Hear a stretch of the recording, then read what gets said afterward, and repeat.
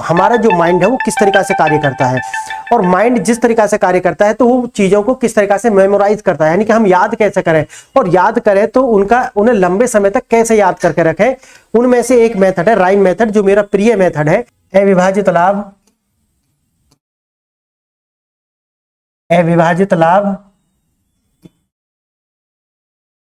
Minus परिवारों, क्योंकि बहुत सारे परिवार होंगे भारत के अंदर, परिवारों द्वारा। तो ऐसा नहीं है, आपके हाथ में है कि आप इसे 360 दिन में कराना चाहते हैं या 270 दिन में कराना चाहते हैं या 720 दिन में कराना चाहते हैं। करूंगा तो वैसे जरूर पूरा, ये तो आप समझ लेना कि सीरीज तो रुकेगी नहीं, ये सीरीज पूरी होगी, बस 360 नहीं तो 720। यह वह व्यक्तिगत आय है जिससे प्रत्यक्ष करों के भुगतान के बाद व्यक्ति अपने परिवार के ऊपर खर्च कर सकता है। कि कोचिंग, जितना भी कोचिंग है इस भारत के अंदर, अगर आपको ये समझाने में सफल रहता है तो समझो कि वो पक्का इकोनॉमिक्स का टीचर है। तो मैं आपको इसीलिए ये शुरू किया है पहले कि जो ये चैप्टर है ये इकोनॉमिक्स का सबसे जटिल चैप्टर है, सबसे जटिल, क्योंकि यहां पर संकल्पना बहुत ज्यादा है। कौन सी मिनिस्ट्री के अंदर आता है, ये प्रश्न आते रहे हैं और आते रहेंगे। तो ये आता है MOSPI मिनिस्ट्री के अंतर्गत, यानी कि सांख्यिकी और कार्यक्रम कार्यान्वयन मंत्रालय। लिखेंगे नेक्स्ट पॉइंट, सी पॉइंट लिखेंगे। और रियल पे भी मापते हैं। जब हम नॉमिनल पे मापते हैं तो इसका मतलब हमें ये पता नहीं चलता कि ये GDP ग्रोथ वास्तव में जो प्रोडक्शन है उसके बढ़ने से हुई है या कॉस्ट के बढ़ने से हुई है। समझ गए ना आप? हाँ, यह उत्पादन के अनुसार सरकार द्वारा भुगतान किए गए और वास्तविक उत्पादन से स्वतंत्र होते हैं। तो ये भी क्या है, वैल्यू पर दिया जाएगा, ना कि क्वांटिटी, यानी कि हाँ क्वांटिटी पर नहीं दिया जाएगा, उसकी वैल्यू पर, कितना उसका हाँ मौद्रिक मूल्य। हेलो फ्रेंड्स आज हमारा लेक्चर 5 है, तो आप लिखेंगे जो फॉर्मेट है हमारा नोट्स बनाने का, उसी फॉर्मेट में आपको लिखना है। जो मैं आपको लिख रहा हूँ सेम उसी तरीका से आपको A4 साइज का सीट लेकर के उस पर स्केल से आपको ऊपर डिवाइड कर लेना है उसे, और इस तरीका से लिखना है। पहले लिखना है सब्जेक्ट, सब्जेक्ट में क्या है, इकोनॉमिक्स। फिर लिखना है आपको टॉपिक नेम। तो टॉपिक का नाम क्या है आपको, यहां पर है नेशनल इनकम, राष्ट्रीय आय।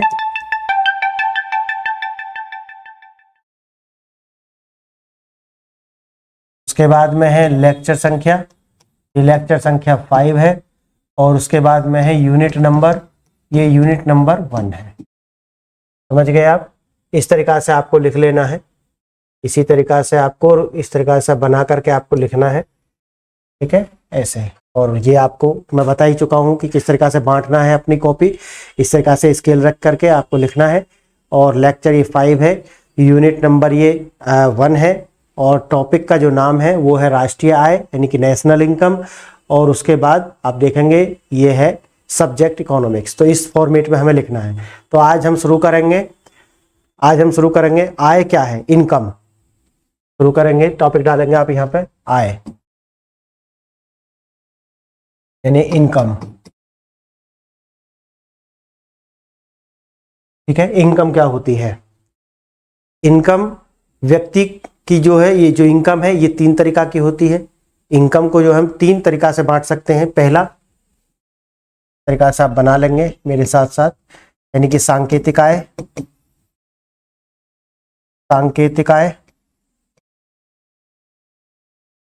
सेकंड नंबर पर है वास्तविक आय।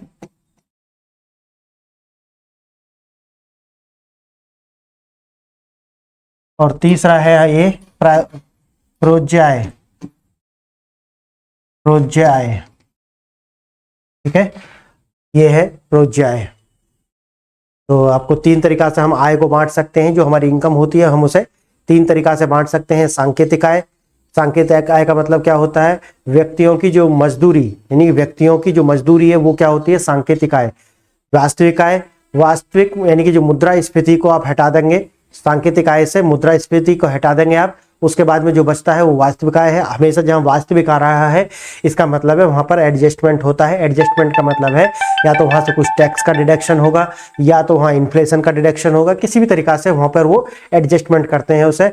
और तीसरा है प्रोज्याय। प्रोज्याय इसका मतलब होता है प्रत्यक्ष कर काटने के बाद जो मजदूरी बचती है वो हो जाएगी ये वाला, ठीक है। मुद्रास्फीति हटाने के बाद में वास्तविक आय, और प्रोज्याय वे है जो प्रत्यक्ष कर को हटाने के बाद में, हाँ, जो डायरेक्ट टैक्स है उनको आप इससे डिडक्ट कर देंगे तो आपको जो प्राप्त होगी वो हो जाएगी प्रोज्याय। हाँ, जो लोग सैलरी लेते हैं उनका क्या होता है, टैक्स लगता है उनके ऊपर, और जो टैक्स लगने के बाद में 100 रुपये आपने कमाए और वहां पर आपको 10 रुपये का टैक्स देना पड़ा, 90 रुपये आपको बचे, तो जो 90 रुपये है वही क्या है आपकी प्रोज्याय है, वही क्या है आपकी प्रयोज्याय है। हाँ, अब आप लिखेंगे कारक लागत पर। अब राष्ट्रीय जो ये आय हैं ये अलग अलग तरीका से हमने देखना है। जैसे कि कारक लागत पर राष्ट्रीय आय, यानी कि कारक लागत एनएनपी, जो याद करने हैं आप, एनएनपीएफसी, एनएनपीएफसी यानी कि जो नेट नेशनल इनकम, एनएनपी या एनएनआई है ना, हाँ, नेट नेशनल इनकम, और NNP at the factor cost. और फैक्टर कोस्ट आप बार बार ना लिख के एफसी लिखेंगे, एनएनपीएफसी कुछ इस तरीका से लिखेंगे, एनएनपी तरीका से ब्रैकेट में है लिख देंगे। इसे हम बोलते क्या है, कारक लागत पर राष्ट्रीय आय। क्या बोलेंगे, कारक लागत पर राष्ट्रीय आय।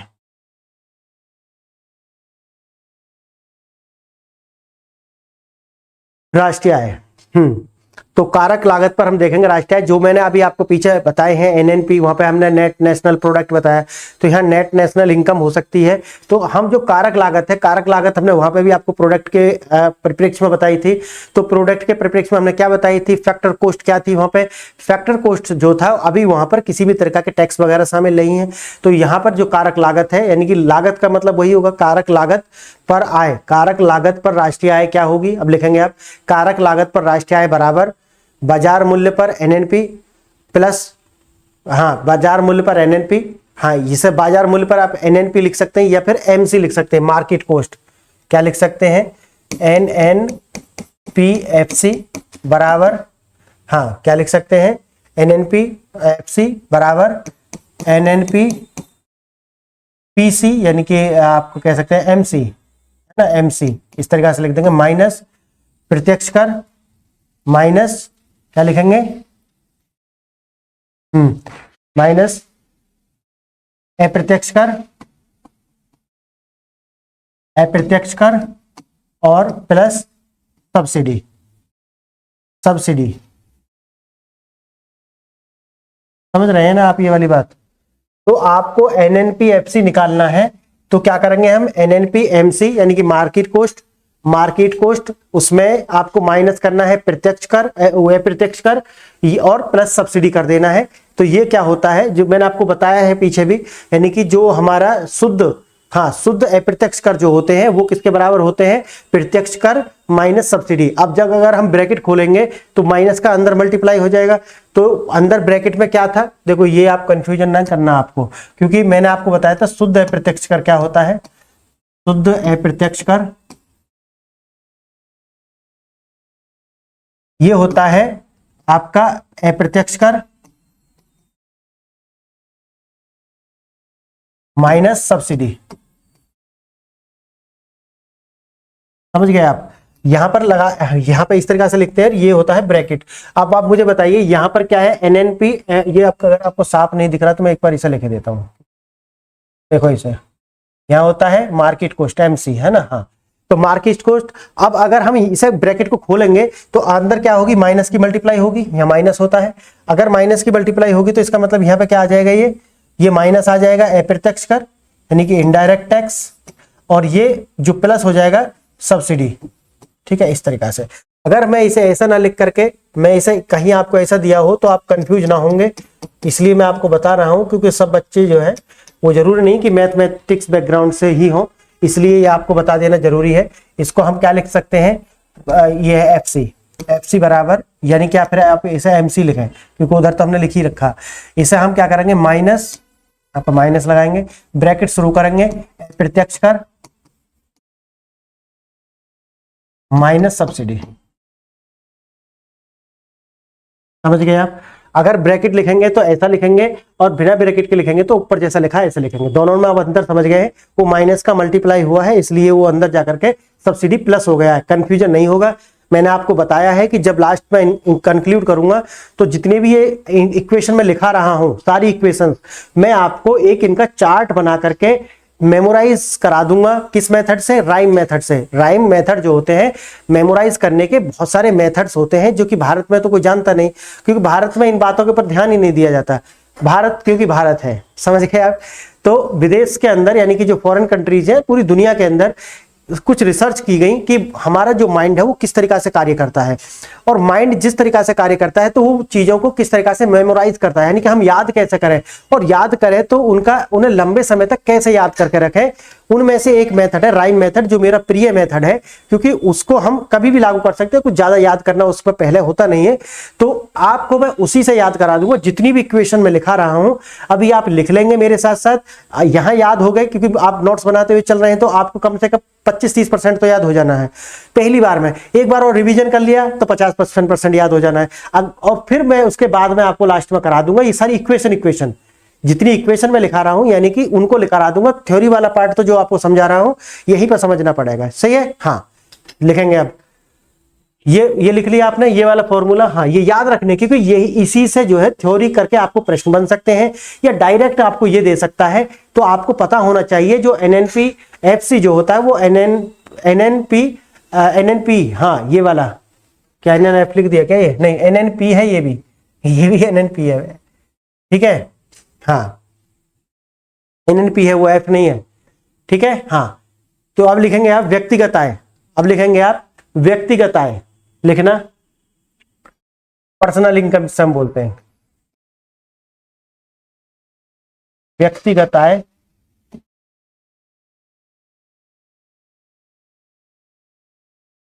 यानी कि पर्सनल इनकम,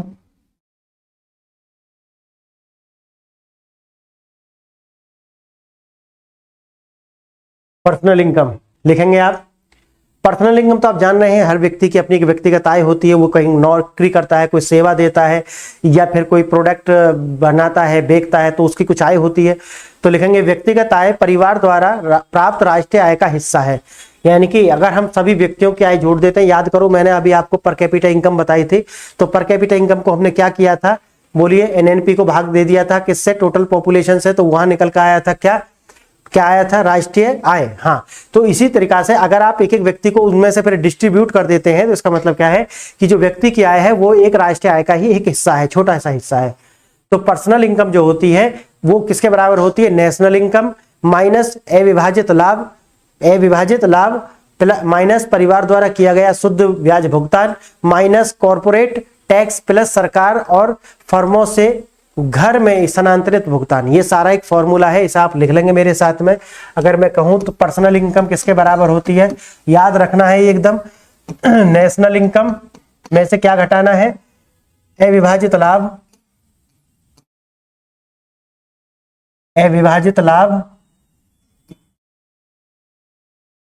माइनस परिवारों, क्योंकि बहुत सारे परिवार होंगे भारत के अंदर, परिवारों द्वारा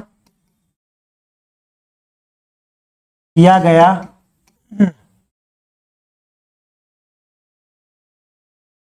शुद्ध ब्याज भुगतान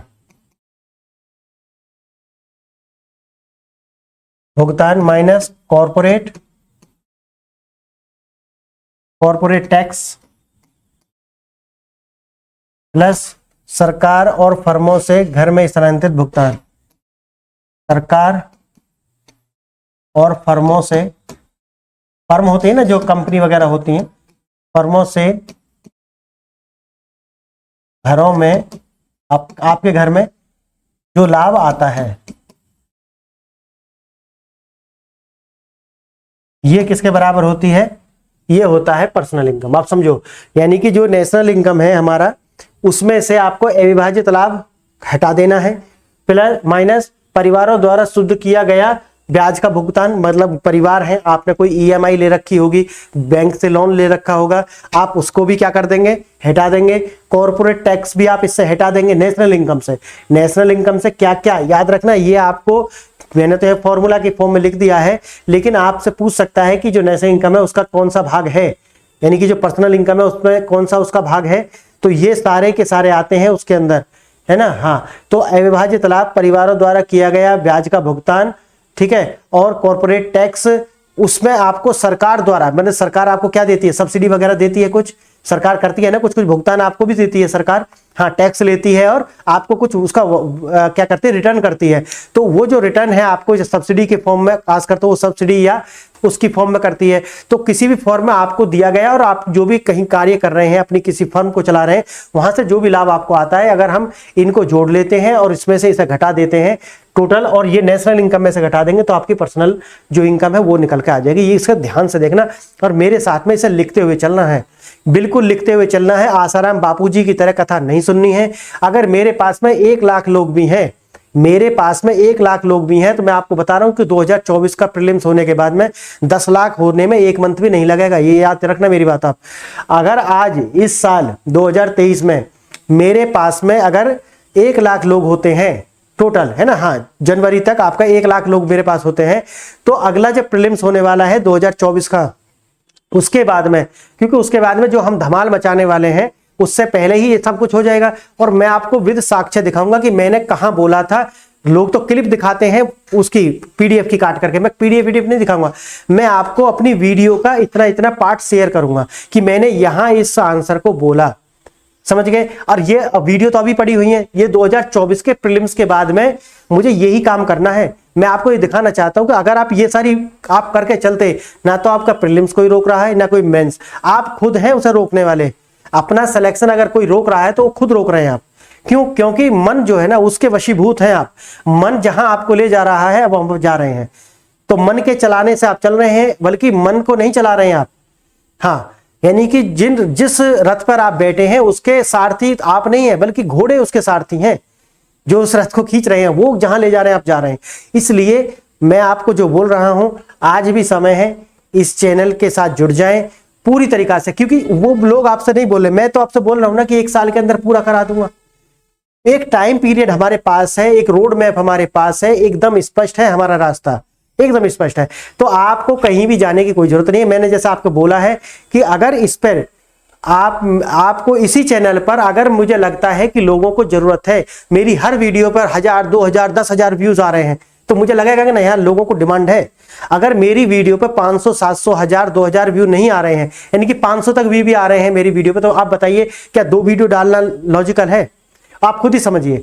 मेरे अभी जो सब्सक्राइबर बेस इतना है ही नहीं कि मैं 2 वीडियो 3 वीडियो, मेरा मन करता है मैं 4 वीडियो पोस्ट करूं, लेकिन मेरे पास में सब्सक्राइबर बेस तो हो ना इतना, ये तो आप समझ रहे हैं। तो सब्सक्राइबर बेस जब मेरा होगा तो मैं तो 4 वीडियो भी पोस्ट करूंगा। तो जो मैंने 360 दिन के लिए बोला है, हो सकता है कि वो मैं 270 दिन में कर दूं।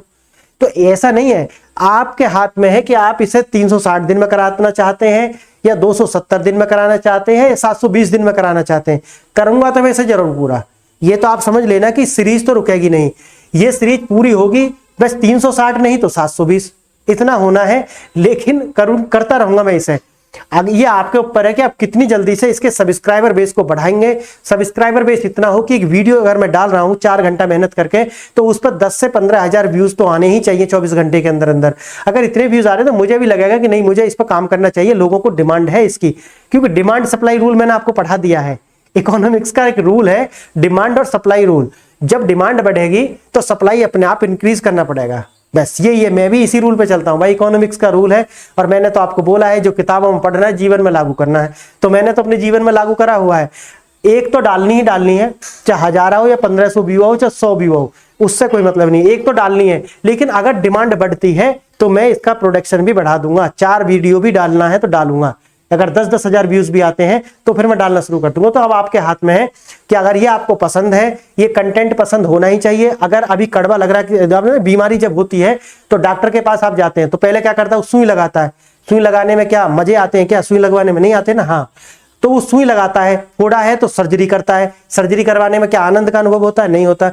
अगर ये वीडियो अगर आपको अभी भी आनंद नहीं दे रही है, समझना, तो समझ लेना कि कंटेंट काम का है, कंटेंट बहुत काम का है। और बाकी जो इसकी प्रोसेस है उसमें तो कोई कमी निकाल ही नहीं सकता, कंटिन्यूटी लगातार रहनी है। कंटेंट पे बात करते हैं, आपके सामान्य जीवन जीने के लिए जो भी गुण चाहिए जो गुण और गुर दो चीज होती है ना, दो जो कंटेंट और इंटेंट दोनों चाहिए वो मैं आपको यहाँ दे ही रहा हूं, प्लस आपको शिक्षा भी दे रहा हूं। इसी के साथ साथ आपका प्रीलिम्स भी क्रॉस हो जाएगा और इंटरव्यू के लिए भी आप साथ साथ तैयार हो रहे हैं। तो बेहतर है आप एक चैनल से जुड़ जाएं, यानी कि आपने कहावत वो सुनी होगी, जो सबके लिए भागता है वो कहीं का नहीं रहता, है ना। तो इसलिए आप सबके पीछे ना भागें, हाँ सबके पीछे नहीं भागना, यानी कि सब अर्जित करने के पीछे नहीं भागना, बल्कि एक को पकड़ लेना है और एक के साथ चलना है, तो आपकी जो जिंदगी है वो तर जाएगी।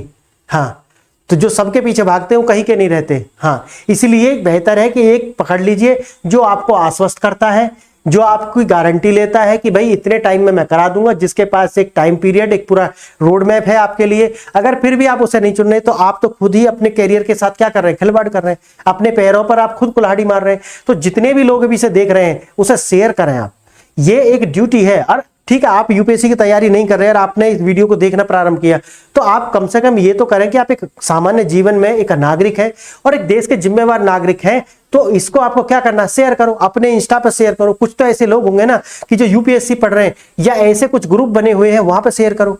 तो ये आप कर सकते हैं। ऐसे व्हाट्सएप ग्रुप हैं जहां यूपीएससी के लोग तैयारी करते हैं, वहां पे आप इसे शेयर करें, फेसबुक पर शेयर करें, इंस्टा पर शेयर करें। देखो, इसे करने से क्या है कि आप सिर्फ सिविल सर्विस में जाकर के ही समाज सेवा नहीं करेंगे।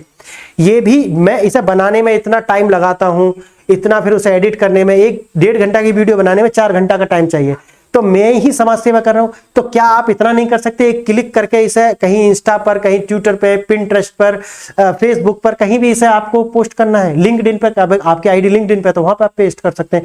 तो इस तरीका से आप इन वीडियोस को फैलाएं। समाज की सेवा अगर आप तैयारी नहीं कर रहे हैं तो समाज की सेवा सिर्फ सिविल सर्विस में जाकर के या फिर हम कोई तमगा लेकर के या कोई सर्टिफिकेट लेकर के नहीं करते, बल्कि समाज की सेवा हम अपने दैनिक जीवन में ही करते हैं। समझ गए आप? हाँ, तो यही हमने आपको बताया है कि यहां पर जो नेशनल इनकम है, जो व्यक्तिगत जो पर्सनल इनकम है, उसे हम कैसे निकाल सकते हैं। ठीक है, अब आगे आप लिखेंगे व्यक्तिगत प्रोज्याय, दूसरी वाली आप लिखेंगे व्यक्तिगत प्रोज्याय। व्यक्तिगत प्रोज्याय क्या होती है? व्यक्तिगत प्रोज्याय यानी कि पर्सनल डिस्पोजेबल इनकम। क्या बोलते हैं इसे? Personal disposable income.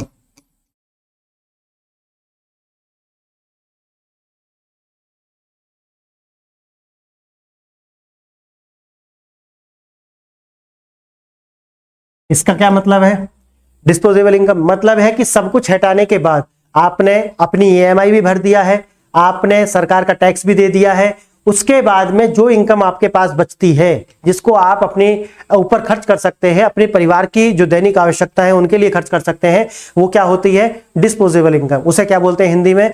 प्रोज्याय। प्रोज्याय समझ गए आप? लिखेंगे इसे, यह वह व्यक्तिगत आय है, यह वह व्यक्तिगत आय है जिससे प्रत्यक्ष करों के भुगतान के बाद व्यक्ति अपने परिवार के ऊपर खर्च कर सकता है। समझ गए? यह वह आय है जिससे आप अपने इनकम टैक्स दे करके, यानी कि जो अपने प्रत्यक्ष कर है, प्रत्यक्ष कर जो भी हैं उन्हें देने के बाद में जो भी आय बचती है उसे आप खर्च कर सकते हैं। नेक्स्ट पॉइंट पे लिखेंगे, सेकंड में इसमें लिखेंगे यह वास्तविक आय है, यह वह वास्तविक आय है जिसे घर के उपभोग पर खर्च किया जा सकता है। तो अब बता दिया ये तो मैंने आपको। अब इसे आप लिखेंगे प्रोज्याय यानी कि पीडीआई। हाँ, personal disposable income, PDI. PDI personal disposable income किसके बराबर होती है? बोलिए। व्यक्तिगत आय यानी कि पर्सनल इनकम माइनस व्यक्तिगत कर भुगतान, यानी कि जो भी अपने पर्सनल जो टैक्सेस है उनका भुगतान आपने कर दिया, पर्सनल टैक्सेस, माइनस और क्या करेंगे? गैर कर भुगतान, यानी कि गैर कर, यानी कि जो कर के रूप में नहीं होते, गैर कर भुगतान। इसे घटा देंगे हम पर्सनल इनकम में से। पर्सनल इनकम में से हम कर भुगतान और गैर कर भुगतान दोनों को घटा देंगे, तो हमारे पास जो बचेगी वो पीडीआई, जैसे मैंने आपको बताया है, पर्सनल जो आपका डिस्पोजेबल इनकम बचेगी वो है ये। फॉर्मूला आपको याद रखना है, आप फॉर्मूला याद रख लेंगे, क्योंकि इसी से क्या करेंगे, वो फॉर्मूला तो डायरेक्ट में भी दे सकते हैं या नहीं दे सकते, लेकिन इसका जो है वो क्या करके थ्योरी के रूप में ला करके आपको दे सकते हैं, फिर आप वहां पर बगले ना झांकें। इसलिए मैं आपको लिखा रहा हूं और इसे लिखते हुए चलेंगे, सिर्फ सुनने से काम नहीं चलेगा। वो मैंने सुविधा आपको दी हुई है कि आप इसकी स्पीड 1.25, 1.5 या 1.75 या फिर 2, इसमें करके आप देख सकते हैं। लेकिन वीडियो को देखना है, नोट्स बनाते हुए चलना है। अगर आप सुनते हुए निकल जाएंगे तो उससे इतना आपको प्रॉफिट होने वाला नहीं है फ्रेंड्स, ठीक है। अब लिखेंगे राष्ट्रीय प्रोज्याय, नेशनल डिस्पोजेबल इनकम क्या होती है, फिर नेशनल डिस्पोजेबल इनकम लिखेंगे। राष्ट्रीय प्रोज्याय लिखेंगे, राष्ट्रीय प्रोज्याय क्या होती है, यह कुल आय है, यानी कि आप इसका या तो पहले लिख ही लें, एनडीआई यानी कि national disposable income, NDI formula लिखना पहले इसका, क्या होती है, एनएनपी, ठीक है। एनएनपी किस पर, एमपी प्लस शेष विश्व से आय, जो भी आपके यहां आ रही है, शेष विश्व से आपके यहां आ रही है वो हो जाएगा, ठीक है। एक तो ये हो गया, यानी कि एनएनपी प्लस शेष विश्व से जो आय आपके यहां आ रही है, आय स्थानांतरण ऐसा लिख लेंगे। और दूसरा इसका फॉर्मूला क्या है, एनडीआई, हम ऐसे भी लिख सकते हैं इसे, एनडीआई बराबर नेशनल इनकम प्लस शुद्ध प्रत्यक्ष कर, शुद्ध अप्रत्यक्ष कर, शुद्ध अप्रत्यक्ष कर प्लस शेष दुनिया, शेष विश्व या दुनिया से आय भुगतान, आय या स्थानांतरण लिखेंगे।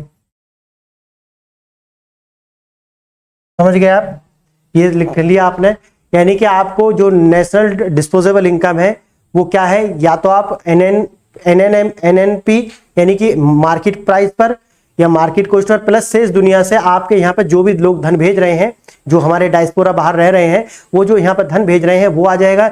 या फिर दूसरा है कि नेशनल इनकम में आप शुद्ध प्रत्यक्ष कर, शुद्ध अप्रत्यक्ष कर, शुद्ध अप्रत्यक्ष कर प्लस शेष दुनिया से जो भी हस्तांतरण यहाँ पे हो रहा है वो आप लिख देंगे, तो भी आप अपनी जो राष्ट्रीय आय प्रोज्याय है वो आप निकाल सकते हैं। दोनों फॉर्मूलाओं को याद रखेंगे, इनका नोट्स बनाते हुए चलेंगे फ्रेंड्स। पूरी इकोनॉमिक्स के अंदर ये जो चैप्टर है, जो नेशनल इनकम का जो चैप्टर होता है, ये थोड़ा सा टिपिकल है। कारण क्या है कि इसके अंदर इस टाइप की जो है आपको इक्वेशंस मिलेंगी। तो आप अगर इस जहर के घूंट को पी के, मैंने इसीलिए पहले ले लिया, पहली यूनिट में इसलिए मैंने ये लिया है क्योंकि ये सबसे टिपिकल है। बाकी तो फिर क्या है, हवाबाजी है, आगे क्या है, हवाबाजी है। लेकिन ये चैप्टर मैं आपको समझाने में अगर सफल रहता हूं तो आप समझेंगे कि मैं एक इकोनॉमिक्स का मठाधीश हूं।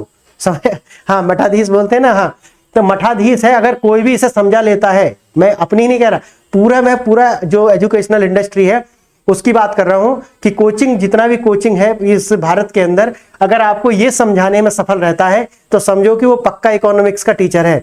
तो मैं आपको इसीलिए ये शुरू किया है पहले कि जो ये चैप्टर है ये इकोनॉमिक्स का सबसे जटिल चैप्टर है, सबसे जटिल, क्योंकि यहां पर संकल्पना बहुत ज्यादा है, सिद्धांत बहुत ज्यादा है। तो इसीलिए मैंने ये चैप्टर, और मैं इसे समझाऊंगा। कारण क्या है कि मैं अभी आपको लिखाता हुआ चल रहा हूं यहाँ पे, लेकिन जब मैं इसको कंक्लूड करूंगा तो इनकी एक पूरी की पूरी एक लिस्ट तैयार करनी है, और वही लिस्ट मैं आपको क्या कराऊंगा, कराना हूं। यानी कि यहाँ पे आपको कराऊंगा वही लिस्ट, और उसको याद कैसे करना है वो साथ साथ बताऊंगा। अगर ये आपने कर लिया तो थ्योरी तो इसकी आसान है, लेकिन ये जो फॉर्मूला है इनका सैद्धांतिक रूप से हम कैसे उपयोग करें, पहले तो याद करना ही टिपिकल है। लेकिन कौन किसके बराबर है, क्या जुड़ना है, क्या घटना है, ये जो है टिपिकल है। आप इसे मान, अगर आप नॉन मैथ बैकग्राउंड के हैं तो फिर और भी ज्यादा टिपिकल है। वैसे तो मैथ बैकग्राउंड के भी हैं आप, तो टिपिकल आपके भी लिए है, ऐसा नहीं आसान है। लेकिन अगर आप नॉन मैथ बैकग्राउंड के हैं या नॉन टेक्निकल बैकग्राउंड से आप आते हैं तो फिर ये आपको और भी ज्यादा दूभर लगने वाला है। इसलिए मैं आपको जो बोल रहा हूं, आप इस जहर के घूंट को मेरे साथ पी लेंगे और आप साथ साथ बनाते हुए चलेंगे। अभी आप इतना याद रखना है कि मेरे साथ आप इसे, जितना मैं समझा रहा हूं इतना समझ में आ रहा है तो बेहतर है, इतना भी आप कैप्चर कर पा रहे हैं तो बेहतर है। बाकी तो मैं जब इसे लास्ट करूंगा तब इसके मैं आपको पूरा जो है ये सारी इक्वेशंस आपको एक साथ कराने वाला हूं और जोड़ करके मेमोराइज करा दूंगा, ठीक है। हाँ, अभी आप मेरे साथ लिखते हुए चलेंगे। अब लिखेंगे पहले राष्ट्रीय प्रोज्याय में लिखेंगे पहला पॉइंट, यह कुल आय है जो वित्तीय वर्ष के दौरान, यह कुल आय है जो एक वित्तीय वर्ष के दौरान किसी देश के सभी निवासियों के उपयोग के लिए उपलब्ध है। इसका मतलब है कि उन्होंने इसमें से जो टैक्स वगैरह उन्हें देना था वो दे चुके हैं। कुछ तो कर है और कुछ है गैर कर होते हैं, कुछ उनके अपने व्यक्तिगत खर्चे होते हैं, कोई नहीं सब कुछ टैक्स ही देते नहीं। कुछ व्यक्तिगत जो ऐसे खर्चे होते हैं जो अपने ऊपर वो नहीं करते, बल्कि वो खर्चे होते हैं, आप अपनी जिंदगी से भी इसे घटाएंगे। ऐसा नहीं है कि हम अपने ऊपर खर्च करेंगे तभी होगा वो खर्च, नहीं, कुछ होते हैं वो खर्च आपको हटा देना है। और उसके बाद जो आपको प्राप्त होगी ये होगी। इसी तरीका से राष्ट्र के साथ होता है, उसी तरीका से व्यक्ति के साथ होता है। ठीक है, हाँ, के लिए उपलब्ध है। आगे लिखेंगे, एक पॉइंट और लिख लेंगे इसमें।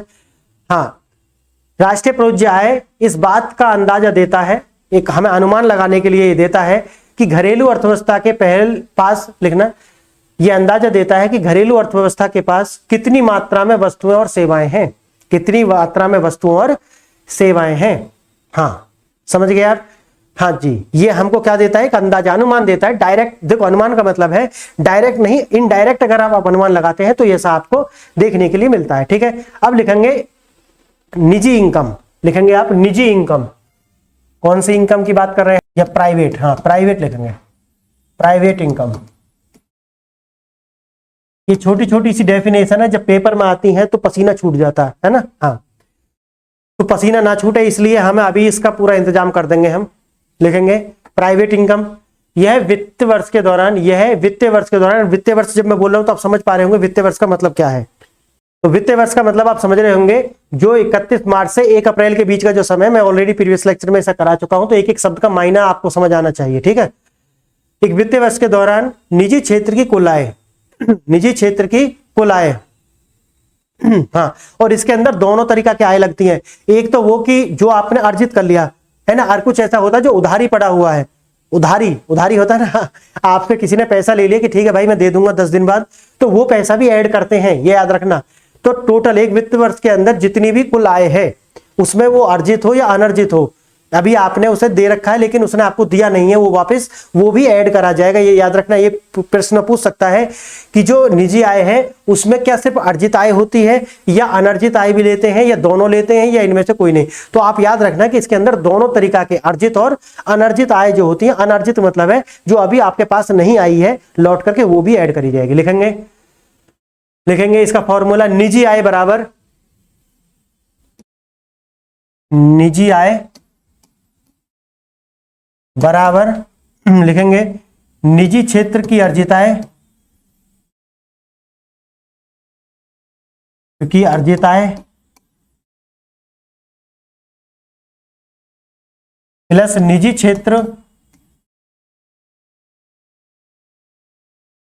निजी क्षेत्र की अनर्जित आय, अनर्जित आय।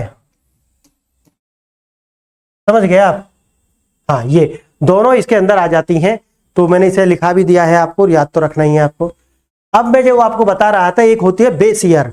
बेस ईयर, अगर हम अपने देश की राष्ट्रीय आय या कोई भी जीडीपी का आकलन कुछ करें तो उसका हमें कहां से शुरू करें? क्या जब से देश आजाद हुआ जब से करें, जब से दुनिया बनी जब से करें है? हाँ, मतलब उसका अनुमान कहां से करना है? तो उसके लिए कोई ना कोई तो एक आधार वर्ष रखना है। तो आधार वर्ष देखो, वो एक अलग बात है। जब हमें कोई बात करनी होती है, अंग्रेजों को कटघरे में खड़ा करना हो, तो फिर हम क्या कहते हैं कि हमारी इकोनॉमी प्राचीन समय में इतनी थी, फिर अंग्रेज आए, उन्होंने पूरा सत्यानाश कर दिया, फिर हमारी जो ग्रोथ है, वो दादा भाई नेहरू की बुक है ना, हाँ, कि उसके अंदर ये लिखा हुआ है कि भाई वो इस तरीका से बढ़ती थी, और फिर उसके बाद में अंग्रेज आए और उन्होंने तमाम कूड़ा कर दिया देश का, और फिर वो 0.5 से बढ़ने लगी। वो एक अलग बात है, वो एक डिबेट का विषय है, मैं कराऊंगा वो अलग, लेकिन अभी जो है विषांतर हो जाएगा, इसलिए मैं उसे नहीं छेड़ रहा हूं। लेकिन अभी आप इसे समझें कि आधार वर्ष का अर्थ क्या है। अगर आप अपनी इकोनॉमी लेते हैं, और मैं ऑलरेडी प्रीवियस लेक्चर में आपको बता चुका हूं कि आधार वर्ष अगर आप आगे कर देते हैं तो इसका मतलब है, अगर देखो ये शैतानी है ये क्या है? शैतानी है कि अगर आपको अपनी देश की इकोनॉमी यानी कि जीडीपी ग्रोथ ज्यादा दिखाना है तो आप क्या करें, उसका आधार वर्ष ऊपर कर दें। जो 2011-12 है उसे 15-16 कर दें आप, है ना। तो आधार वर्ष ज्यादा हो जाएगा तो अब आगे बढ़ करके आएगी। तो उसी तरीका से एक आधार वर्ष लेते हैं, एक बेस ईयर लेते हैं, जहां से का हम क्या कर लेते हैं, रेफरेंस लेते हैं। जब भी हम अपनी जीडीपी कैलकुलेट करेंगे या अपनी राष्ट्रीय की आय जो है वो कैलकुलेट करेंगे तो एक आधार वर्ष के रूप में लेते हैं, और उसी के आधार पर हम कैलकुलेट करते हैं कि भाई 2011 में तो इतनी थी और 2022 में इतनी है ना। हाँ, तो इसका मतलब है टोटल कितनी वृद्धि हुई, इतनी वृद्धि हुई। तो अगर आधार वर्ष है उसको हम किसके रूप में लेते हैं, ये देखने के लिए लेते हैं कि वास्तव में वृद्धि क्या है। अब आप पहले लिखेंगे बेस ईयर, आधार वर्ष लिखेंगे, आधार वर्ष, इसे लिखेंगे बेस ईयर, बेस ईयर। ठीक है, पहले आप लिखें बेस ईयर। आधार वर्ष एक ऐसा वर्ष है जिसका उपयोग मूल्य, आधार वर्ष एक ऐसा वर्ष है जिसका उपयोग मूल्य सूचकांक जैसे जीडीपी वृद्धि, उपभोग मूल्य सूचकांक जैसे बोलते सीपीआई कंज्यूमर प्राइस इंडेक्स, उपभोक्ता मूल्य सूचकांक आदि द्वारा तुलना के आधार के रूप में किया जाता है। यानी कि इनकी जो हमें कंपैरिजन करना है, आज कितना है और पहले कितना था, उसके आधार पर इसको कैलकुलेट करते हैं। ठीक है, इसको समय समय पर बदला जाता रहता है क्योंकि वस्तु और सेवाओं का जो मूल्य है उसके आधार पर इकोनॉमी कितना ग्रो करा है, उसके आधार पर इसका जो आधार वर्ष है उसको समय समय पर निर्धारित किया जा सकता है, किया जाता रहा है।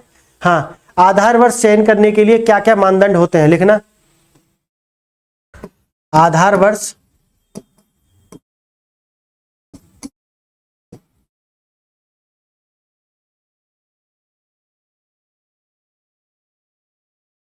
समझ गए आप।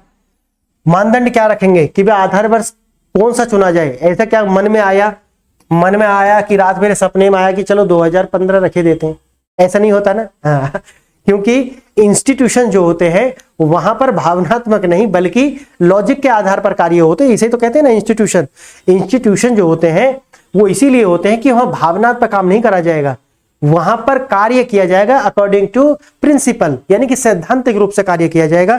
ऐसा नहीं है कि अचानक से हमारे वित्त मंत्री को सपना आया और उन्होंने कहा कि चलो आधार वर्ष ये करे देते हैं, ऐसा नहीं होता। तो उसके कुछ मानदंड रहे होंगे, कुछ शर्तें होंगी कि ये शर्तें आप पूरी करते हैं तो आप मानदंड ये वर्ष को बना सकते हैं बेस ईयर के रूप में। ठीक है, हाँ लिखेंगे पहला, व्यापार में बड़े उतार चढ़ाव के बिना, लिखेंगे पहला, व्यापार में बिना बड़े उतार चढ़ाव के बिना आधार वर्ष एक सामान्य वर्ष होना चाहिए, एक सामान्य वर्ष होना चाहिए। मतलब ऐसा वर्ष का आपको चुनाव नहीं करना जिसमें या तो इकोनॉमी एकदम बहुत ज्यादा आगे बढ़ गई है या एकदम डंप कर गई, जैसे कोरोना का समय आया तो इस ऐसे ईयर को क्या हम आधार वर्ष के रूप में चुनेंगे कभी? 19, 20, 21 को चुनेंगे क्या? कभी नहीं। अगर आगे भविष्य में कभी भी आधार वर्ष को चेंज किया जाएगा तो क्या हम इन वर्षों को कभी चुनेंगे? कभी नहीं चुनेंगे। क्यों? क्योंकि जैसा कि आपको बताया मानदंड पहला ही ये है कि कोई ऐसा वर्ष ना हो जिसमें बहुत ज्यादा उतार चढ़ाव यानी फ्लक्चुएशन रहा हो। ठीक है, हाँ आगे लिखेंगे, चुना गया आधार वर्ष बहुत पुराना नहीं होना चाहिए। ऐसा नहीं कि आप जाकर के आजादी के पहले का कोई आधार वर्ष ले लें, ये भी नहीं होना चाहिए।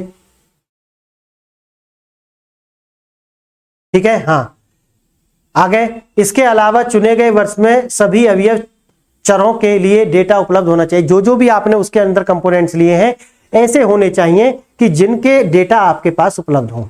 चुने गए वर्ष में जो भी आपने भाई कोई वर्ष आपने चुना उसके अंदर जो भी एक्टिविटी आपने, मैं बताऊंगा आपको, एक होता है बास्केट होता है और उस बास्केट के अंदर कुछ वस्तुएं होती हैं। जैसे आपने देखा होगा सीपीआई है ना, सीपीआई इंडेक्स, तो उसके अंदर क्या होता है, एक वस्तुओं का क्या है, बहुत सारी वस्तुएं होती हैं, तो उनके आधार पर कि किसमें कितना उतार चढ़ाव हुआ है हम इकोनॉमी को एक शेप देते हैं कि अब हमारी इकोनॉमी के वो मेन कंपोनेंट्स हैं। मैं आपको बताऊंगा अभी कि इकोनॉमी के 8 ऐसे कौन से क्षेत्र हैं जिनको हम लेकर के चलते हैं। ठीक है, आगे आने वाले टाइम में अभी ये बहुत जटिल हो जाएगा, मैं अभी सारी पिटारा यहीं खोल दूंगा, तो ये अभी तो यही समझना मुश्किल हो रहा है। फिर आगे अभी आप इतना ही लिखेंगे कि क्या होता है, बास्केट होता है और उसके जो भी वर्ष हम ले रहे हैं, जो भी वर्ष हम आधार वर्ष के लिए ले रहे हैं, कम से कम उस वर्ष का आपके पास में जितने इकोनॉमिक अवयव होते हैं उनके डेटा आपके पास होने चाहिए।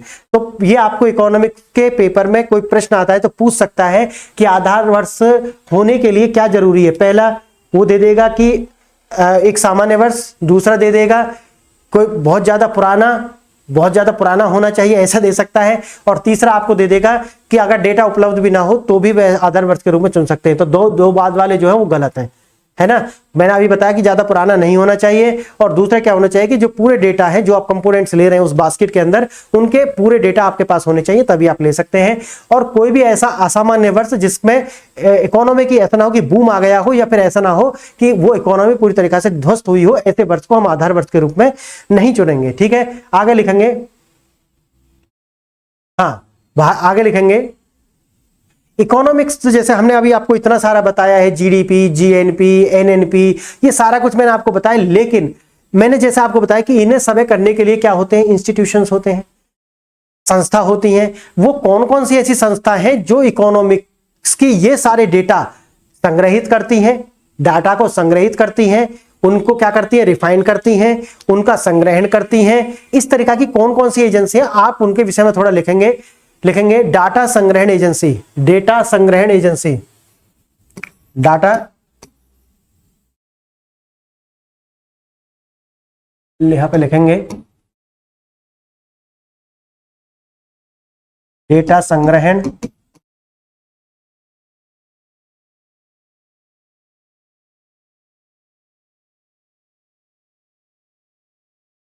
समझ गए, डेटा संग्रहण एजेंसी। इसमें आप लिखेंगे, पहला लिखेंगे एससीओ यानी कि सेंट्रल स्टैटिस्टिकल ऑफिस, यानी कि केंद्रीय सांख्यिकी कार्यालय। क्या लिखेंगे?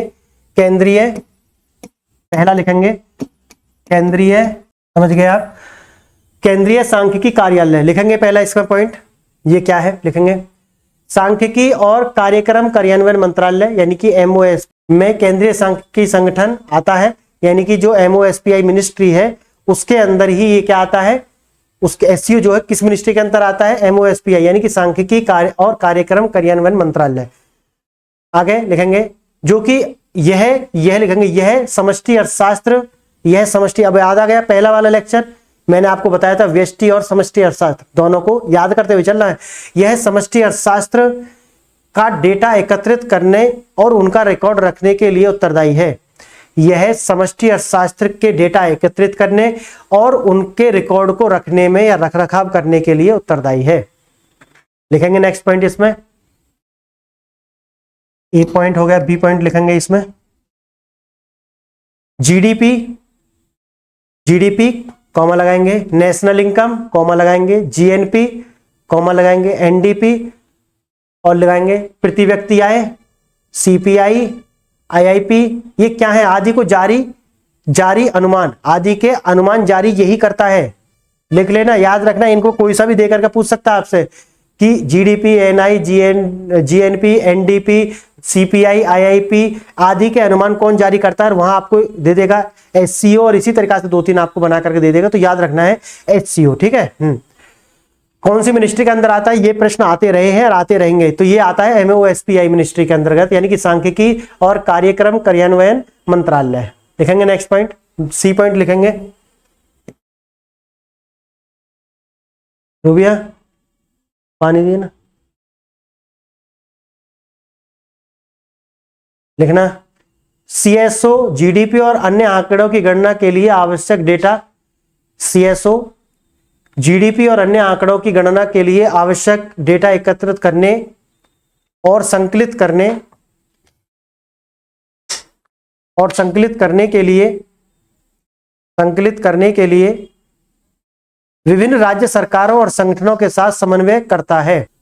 जो एससीओ है, एससीओ जो है, अगर वो डेटा जो सीएसओ जो है जो जीडीपी के डेटा एकत्रित करता है, उसके लिए वो डेटा एकत्रित करने के लिए राज्यों के अंदर जाता है और वहां जाकर के उनकी राज्य सरकार और उनके जो संगठन होते हैं उनके साथ समन्वय करके डेटा का एकत्रण करता है। ठीक है, आगे लिखेंगे आगे लिखेंगे उदाहरण के लिए राज्य स्तर पर अर्थशास्त्र और सांख्यिकी निदेशालय डीईएस होते हैं, उन्हें बोलते हैं डीईएस। क्या बोलेंगे इसे, क्या बोलेंगे, लिखेंगे राज्य अर्थशास्त्र और सांख्यिकी निदेशालय अपने संबंधित राज्य घरेलू उत्पाद और अन्य संकेतों का संकलन करता है। तो इसके संपर्क में वो आता है डीएसई, और इस डीईएस के संपर्क में आता है और इससे क्या करता है, आंकड़े लेता है, क्योंकि अपने राज्य के जो आंकड़े हैं जीडीपी के, जिसे हम जीएसडीपी बोलते हैं, उसके आंकड़े ये एकत्रित करता है, इससे आंकड़े लेता है अपना सीएसओ। ठीक है, हाँ, सीएसओ द्वारा सभी आवश्यक डेटा एकत्रित किया जाता है और अंतिम संख्या तक पहुंचने के लिए इसका उपयोग किया जाता है। समझ गए आप, इसका उपयोग किया जाता है जी। अब आप देखेंगे 2015 के बीच, मैंने जैसा आपको प्रीवियस लेक्चर में बताया है कि 2015 में एक बड़ा शोर शराबा हुआ। किस बात का शोर शराबा हुआ कि 2014 में गवर्नमेंट चेंज हुई।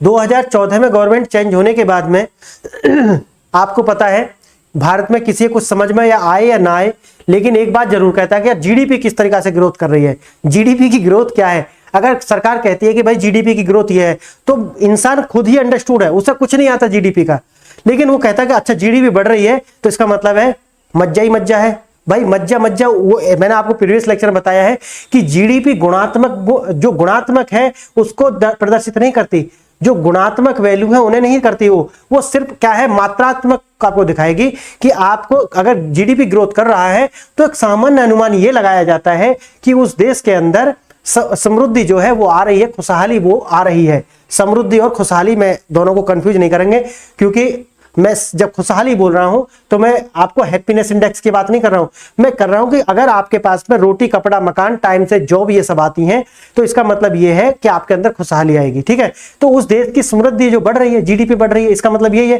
क्योंकि जो उसके जो फैक्टर ऑफ द प्रोडक्शन है वो बढ़ रहे हैं, वहां लोगों को रोजगार मिल रहा होगा, लोगों को रोजगार मिल रहा है तो इसका मतलब पैसा आ रहा है। इस तरीके से आप एक अनुमान लगाते हैं, लेकिन वो ये नहीं बताता जीडीपी ग्रोथ की किस व्यक्ति के जीवन में कितना गुणात्मक परिवर्तन आया।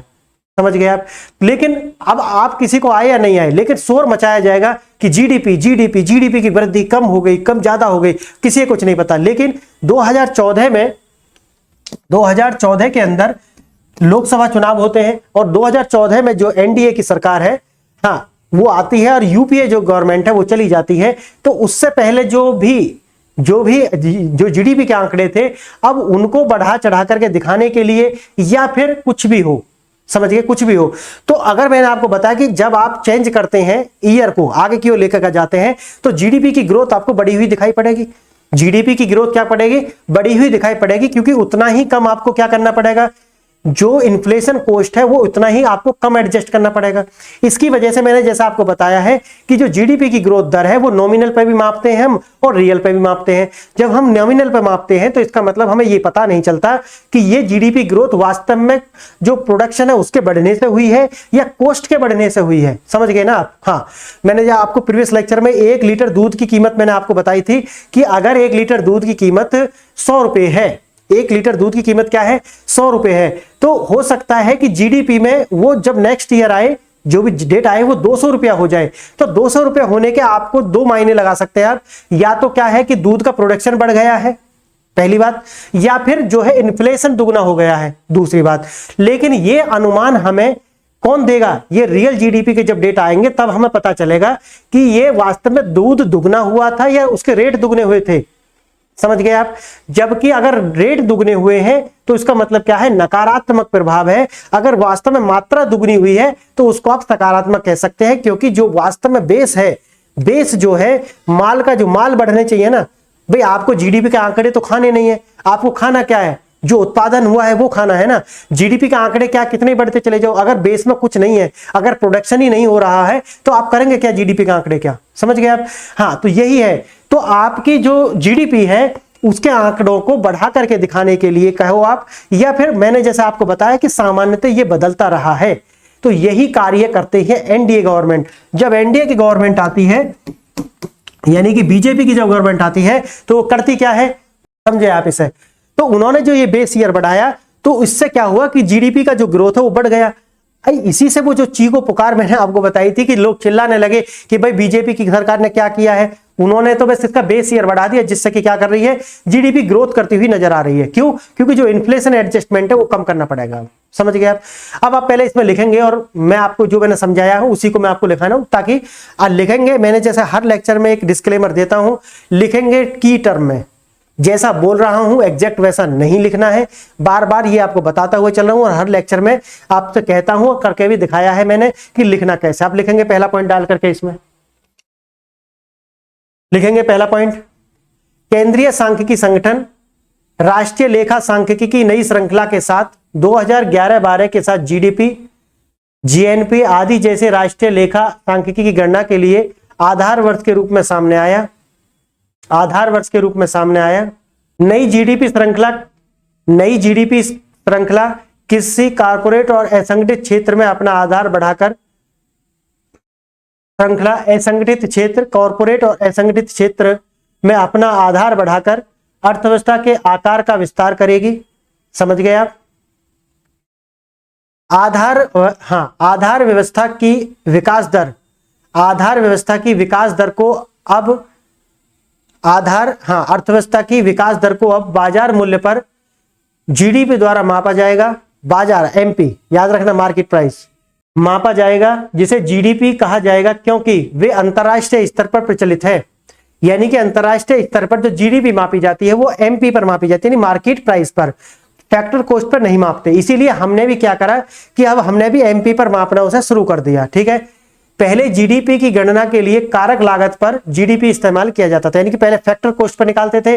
अब हम क्या है, मार्केट प्राइस पे। ये मैंने प्रीवियस लेक्चर में और इस लेक्चर में भी कुछ आपको समझाने का प्रयास किया है। तो 2015 में जो श्रृंखला आई थी उसका आधार वर्ष 2011-12 कर दिया गया, और जिससे मैंने जैसा आपको बताया प्रभाव क्या आएगा, जीडीपी का आकार आपको बढ़ा हुआ नजर आएगा। और ऐसा करने के पीछे लॉजिक दिया सरकार ने, क्योंकि विश्व स्तर पर अब सभी जो जीडीपी को मापते हैं, जीडीपी और जीएनपी को, वो मापते हैं किस पर, एमपी पर। एमपी मतलब है मार्केट प्राइस पर। तो हम भी मार्केट प्राइस पर ही मापेंगे, ना कि फैक्टर कॉस्ट में। और फैक्टर कॉस्ट और मार्केट प्राइस में मैंने अंतर अभी पीछे आपको बताया है प्रीवियस लेक्चर में, वो लेक्चर देख करके आएंगे तब आपको समझ में आएगा। अब आप समझ गए। अगर आपको विकल्प में देता है कि अभी जो है वो किस पे है, एमपी पे, एफसी पे है, तो आप समझ गए हैं, इसे कर देंगे। आप लिखेंगे सकल मूल्यवर्धन के क्षेत्र, सकल मूल्यवर्धन के क्षेत्रवार अनुमान की गणना कारक लागत के बजाय आधार मूल्य पर की जाती है। अब बता दिया मैंने आपको। लिखेंगे वर्तमान श्रृंखला में कॉर्पोरेट आय के लिए,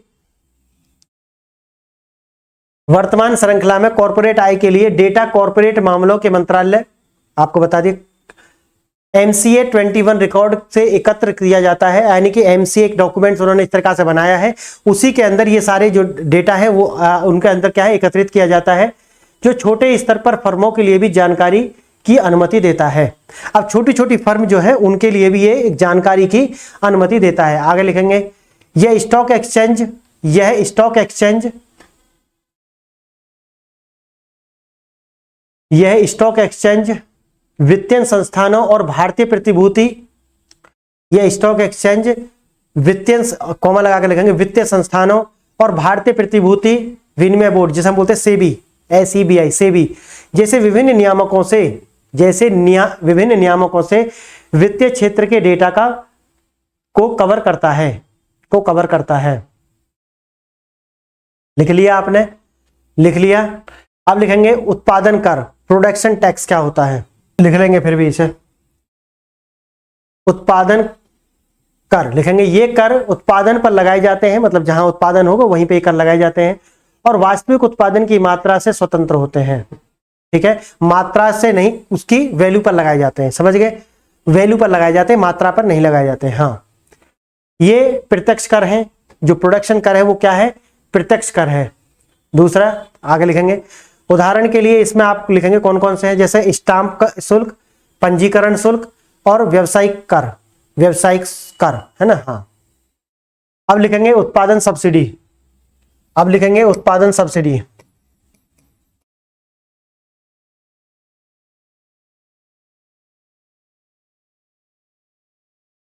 समझ गए, सब्सिडी जो सरकार आपको देती है ना। हाँ, यह उत्पादन के अनुसार सरकार द्वारा भुगतान किए गए और वास्तविक उत्पादन से स्वतंत्र होते हैं। तो ये भी क्या है, वैल्यू पर दिया जाएगा, ना कि क्वांटिटी, यानी कि हाँ क्वांटिटी पर नहीं दिया जाएगा, उसकी वैल्यू पर, कितना उसका हाँ मौद्रिक मूल्य है। ठीक है, यह उत्पादन के अनुसार सरकार द्वारा भुगतान किए जाते हैं और वास्तविक उत्पादन से स्वतंत्र होते हैं। लिखेंगे उदाहरण के लिए रेलवे की सब्सिडी, रेलवे की सब्सिडी, किसानों को इनपुट सब्सिडी जो होती है वो इसमें आ जाएगा।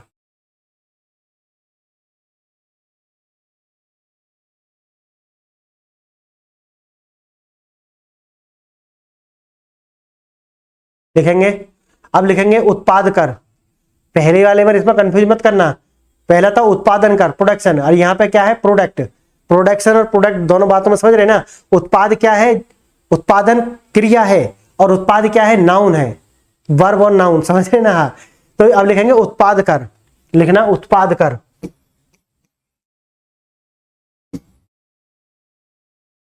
उत्पाद कर यानी कि प्रोडक्ट,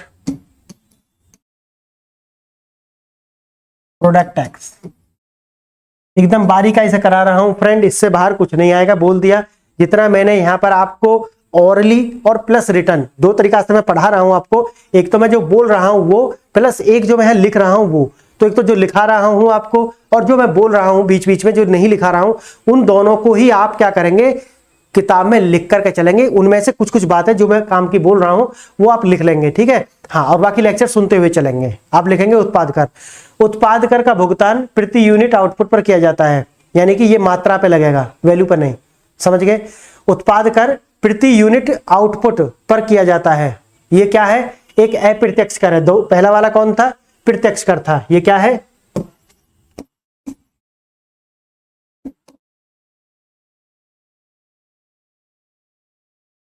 लिखेंगे ये अप्रत्यक्ष कर है। उदाहरण के लिए क्या लिखेंगे आप, जैसे बिक्री कर, लिखेंगे बिक्री कर, उत्पाद शुल्क, सेवा कर, सेवा कर। अब इसे लिखेंगे उत्पाद सब्सिडी, आगे लिखेंगे उत्पाद सब्सिडी।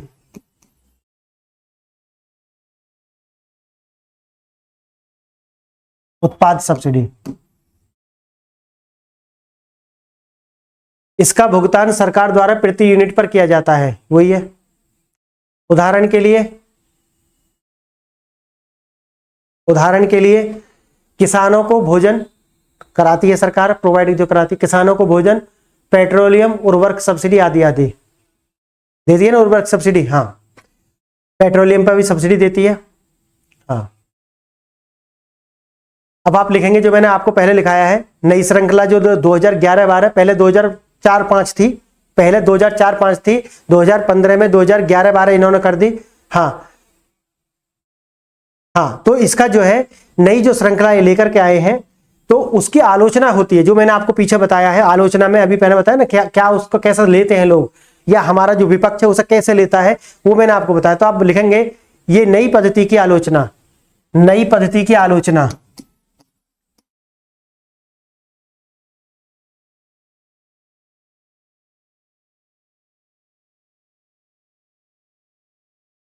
ठीक है, यानी कि जो इसका आधार वर्ष 2011-12 कर दिया गया, वर्ष 2015 के अंदर, ठीक है, उसकी आलोचना क्या की जाती है वो आप लिखेंगे।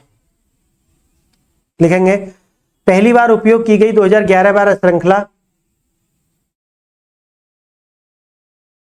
पहली बार उपयोग की गई 2011-12 श्रृंखला कॉर्पोरेट मामले मंत्रालय का एक परीक्षण था, लिखेंगे। संदिग्ध जीडीपी संख्या, पहले दूसरा क्या है, संदिग्ध जीडीपी संख्या। मतलब जो जीडीपी का जो आया था उसे उन्होंने डाउट लिया कि यार ऐसे कैसे आ सकती है ना। हाँ, देखेंगे वित्तीय वर्ष 2017 नोटबंदी का वर्ष था ये। 2017 के लिए जीडीपी वृद्धि दर 8.1 तक बढ़ गया। 2017 में कितना हो गया, 2017 में कितना आया था जीडीपी ग्रोथ, 8.1%।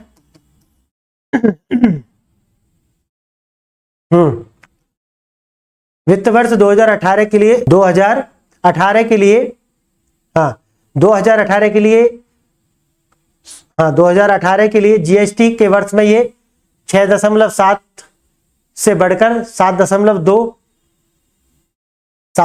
हो गया। लेकिन इन दो घटनाओं को विशेषज्ञों ने अर्थव्यवस्था के लिए दोहरी, जबकि इन दो घटनाओं को विशेषज्ञों ने, कौन सी दो घटना, ये जो नोटबंदी और क्या हुआ था, जीएसटी, एक अर्थव्यवस्था के घटना के रूप में, यानी कि उसको दोहरा झटका माना था। ये देखना मुश्किल है कि ऐसे परिदृश्य में आर्थिक विकास इतनी तेज कैसे हो सकती है। अब आ गया बात समझ में, यानी कि जो झटका लगा, एक बार नोटबंदी करा, जीएसटी लेकर के आए। जब नोटबंदी 2017 में करा, इसका मतलब उस टाइम पर भी कितना है, 8.1 बढ़ गया, और फिर अगली वर्ष भी बढ़ करके आया। इसका मतलब क्या है, जब नोटबंदी हुआ तब भी बढ़ करके आया, और जब जीएसटी लेकर गए। लेकिन अर्थव्यवस्था के जानकार ऐसा मानते हैं कि अर्थव्यवस्था में ऐसे झटके जब आते हैं तो वृद्धि करना मुश्किल होता है। लेकिन ऐसा हो कैसा गया, क्या चमत्कार है? यही जो चमत्कार है, ये कंफ्यूजन पैदा करता है। कहीं ऐसा तो नहीं कि सरकार ने ये सब कुछ मैनेज करने के लिए आधार वर्ष को चेंज किया था? और आधार वर्ष चेंज कैसे करते हैं मैं ऑलरेडी आपको लिखा चुका हूं। कौन कौन सी ऐसी बातें हैं जिन्हें ध्यान रखना है अगर आधार वर्ष चेंज करना है? हाँ, तीन शर्त वो थी, अगर वो फॉलो करते। क्या वास्तव में 2015 ऐसा वर्ष था जिसके अंदर हम ये सब कर सकते थे? अब आपको देखने का विषय है, देखेंगे। लिखेंगे नई पद्धति का क्या है, पॉजिटिव क्या थे उसके, सकारात्मकता क्या थी इसके अंदर। लिखेंगे नई पद्धति की सकारात्मकता।